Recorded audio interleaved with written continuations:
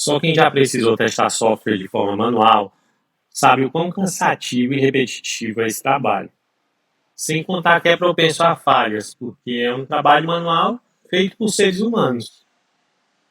E para resolver esse tipo de problema, existe uma ferramenta chamada teste de unidade, que apesar de não ser um assunto novo, ainda existem muitos desenvolvedores que ou não sabem como funciona ou não conseguem usufruir dos benefícios que essa ferramenta nos dá. Antes de seguir com o conteúdo do vídeo, deixa eu me apresentar aqui rapidinho. Meu nome é Felipe César, eu sou desenvolvedor front-end há mais de 10 anos.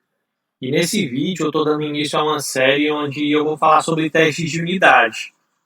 Nesse primeiro vídeo, nós vamos ver uma introdução aos testes de unidade. Vamos entender o que é um teste e também construir um mini framework e uma biblioteca de acessão para entender bem a estrutura de um teste de unidade. Antes de ver qualquer linha de código, vamos pensar o seguinte: o que é um teste? O teste ele é um processo onde nós verificamos se algo funciona da forma esperada. E como seria isso no código? Eu vou abrir aqui esse arquivo chamado sample.js e nós vamos entender o que esse código está fazendo, certo? Primeiro eu tenho uma função chamada sum e ela tem dois parâmetros e retorna a soma deles. E aí, aqui eu tenho uma constante chamada result, que vai receber o resultado da execução dessa função de soma. E aí eu chamo a função passando dois valores. E aqui embaixo eu tenho outra constante chamada expected, que é onde eu vou dizer o valor esperado. E aí como que eu vou saber se o meu código funciona da forma que eu espero?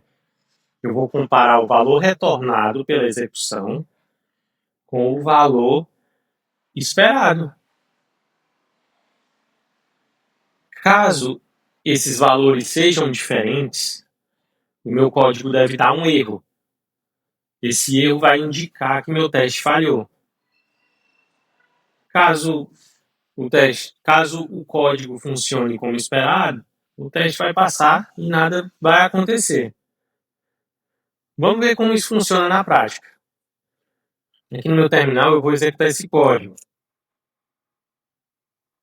Nada aconteceu. Significa que o teste passou. Vamos fazer o seguinte. Ao invés de somar, eu vou subtrair esse valor aqui na função soma. Mas eu não vou mudar nada no meu teste. Eu vou receber o resultado da execução e vou dizer que o valor esperado é 4. Quando eu executar esse teste novamente, ele vai falhar e vai me mostrar aqui o erro. 0, que é o resultado da execução, não é igual a 4, que é o valor esperado. Isso me mostra que meu código tem um problema. A função soma, ela, na verdade, está subtraindo, certo? Então vamos corrigir aqui a função e o teste voltar a passar. Isso é um teste de unidade. Agora vamos imaginar aqui a seguinte situação. Se eu quiser testar novamente essa função, além desse teste, ter mais um teste passando valores diferentes, para garantir realmente que ela está funcionando como eu espero. Hoje esse código ele não está muito legal para isso, né? Se a gente pensar em testar dessa forma, sempre que for adicionar um novo teste, vai ficar um código todo misturado, difícil de ler. E duas características fundamentais dos testes de unidade são: a primeira, que ele execute de forma isolada. Um teste não deve impactar no outro. E a segunda, ele deve ser simples, ele deve ser fácil de ler e de escrever. Então, como que nós melhoramos esse teste para que ele fique dessa forma? Para isso, a primeira coisa que nós vamos fazer é criar um mini framework de testes. Vamos criar uma função chamada teste. E essa função vai receber dois parâmetros. O primeiro é o nome do teste e o segundo é um callback, que é a função que vai executar o teste. Dentro dessa função, nós vamos ter um bloco try-catch. No try é onde nós vamos chamar o callback. Caso ele execute sem nenhum erro, isso significa que o teste passou. Então a gente pode colocar uma mensagem aqui para dar um feedback para o desenvolvedor saber que o teste passou.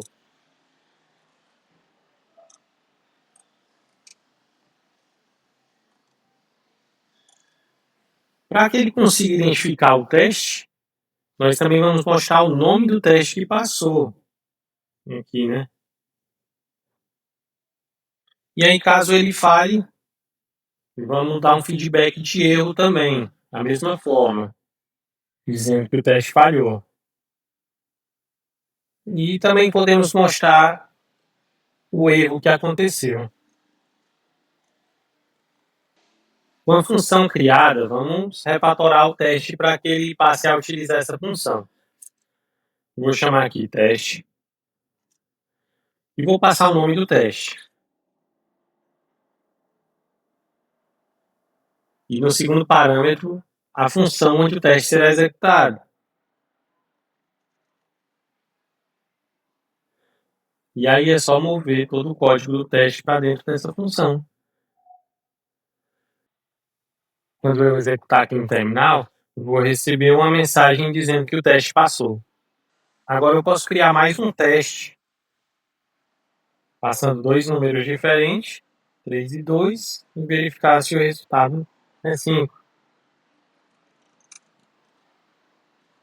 Quando eu executar novamente, os dois testes estão passando. Mas beleza. Ainda tem como ficar melhor. A gente já entendeu o que é um teste e já criamos um mini framework de testes. Mas ainda está faltando mais uma coisa: a biblioteca de asserção. Esse processo onde nós comparamos os valores é chamado de asserção.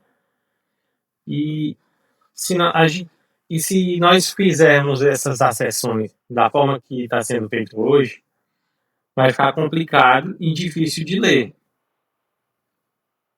Então, o ideal é que a gente faça algo mais próximo da linguagem humana, de como a gente fala, né? Por exemplo, eu vou supor que eu tenho uma função chamada expect e essa função vai esperar que vai receber o resultado da execução e ver se ele é igual ao resultado esperado, né? Olha só como fica mais simples o teste dessa forma, né? Então vamos implementar essa biblioteca de asserção, ver como que ela funciona, para ver ela funcionando na prática. Para isso eu vou criar mais uma função chamada expect, que vai receber o resultado e vai retornar um objeto. E esse objeto vai ter todas as minhas asserções. Nesse caso, a gente só está verificando se um valor é igual ao outro, né? Então, eu vou adicionar apenas uma asserção nesse objeto. Vou chamar de toEqual e é uma função que vai receber o valor esperado. Essa função vai ser responsável por fazer a comparação. Dessa forma, eu posso refatorar aqui o outro teste também e ter os dois testes utilizando a biblioteca de asserção. Quando eu executar novamente, os dois testes estarão passando.